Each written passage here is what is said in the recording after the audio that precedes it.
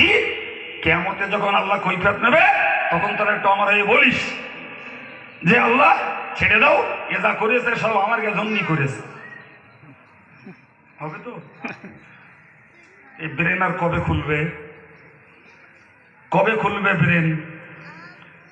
জি সম্মানিত ভাইয়ের আমার, 4 নম্বরে আল্লাহ বলেছেন অফিমা আনফাকাহু, ও বান্দা শুধু রোজগারটা করলে হবে না, তুমি কোন পথে তোমার পয়সাটাকে খরচ করেছো ওই জবাবটা দিয়ে তবে পাতলো।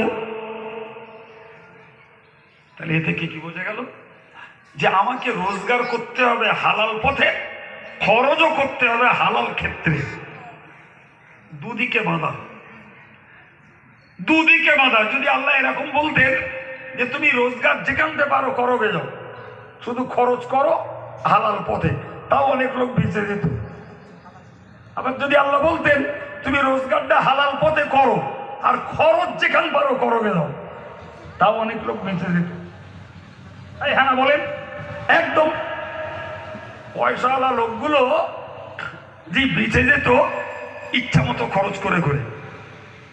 কিন্তু সর্বনাশ এত মারাত্মক কল্পনা করা যাবে না ভাই। মুসলমানের পয়সা বিরাট সম্মান আছে, এটাও মানুষ বোঝে না। মুসলমানের পয়সার বিরাট সম্মান আছে। জানেন একজন সাহাবী নবীকে বলছেন ইউরিদুর রাজুলু আখযা মালি আফাউদি, বললে হুজুর একজন লোক আমার মাল ছিনতাই করতে চাচ্ছে। কি করতে চাচ্ছে? ছিনতাই, যেটা বললি আমরা সহজে বুঝি, মানে আমার মাল কেড়ে নেবে। তো হুজুর আমি তাকে দিয়ে দেবো? নবী বললেন ফালা তুতি, খবরদার তোমার মাল জানো যেই কেড়ে নিতে চাক তুমি দিও না।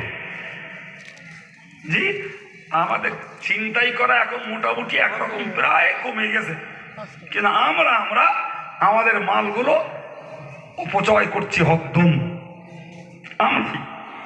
তো আল্লাহ পাকের নবী বললেন যে তুমি তাকে মাল দিও না।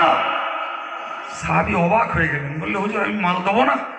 তো ওই লোকটা যদি ইন কাতালানি, লোকটা যদি আমার সঙ্গে ধস্তাধস্তি কোস্তাকুস্তি লড়াই করে কি করব? নবী বললেন কাতিলহু, তুমিও তার সঙ্গে লড়াই ধস্তাধস্তি কোস্তাকুস্তি করো।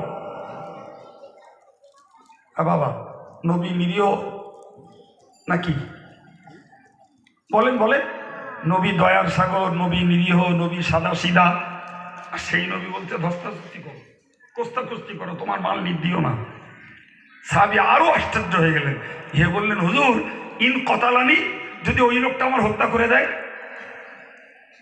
আল্লাহ পাকের নবী বললেন তোমার হালাল মাল রক্ষা করার জন্য তুমি যদি শহীদ হয়ে যাও আল্লাহ পাক তোমাকে জান্নাত দান করবেন।